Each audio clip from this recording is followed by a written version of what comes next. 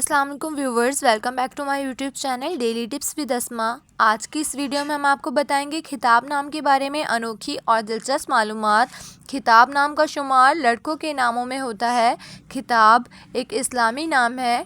खिताब नाम की इब्तदाई तारीख अरबी ज़बान से निकलती है। खिताब नाम के अफराद के लिए खुशकिस्मत नंबर 9 माना जाता है। माहिरीन के मुताबिक खिताब नाम के लड़के बहुत शरीफ होते हैं। खिताब नाम का मतलब है गुफ्तगू, मुकालमा।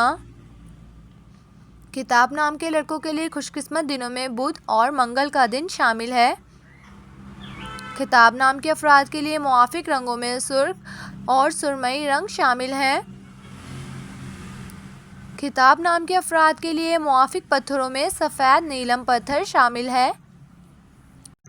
खुशकिस्मती वाली धातों में हिंसों के हिसाब से तांबा और लोहा शामिल है। सो फ्रेंड्स, अगर आप अपने नाम का मतलब जानना चाहते हैं तो कमेंट बॉक्स में अपना नाम लिखें। इंशाअल्लाह हम आपके नाम की वीडियो ज़रूर बनाएंगे। Thanks for watching. अल्लाह हाफिज़।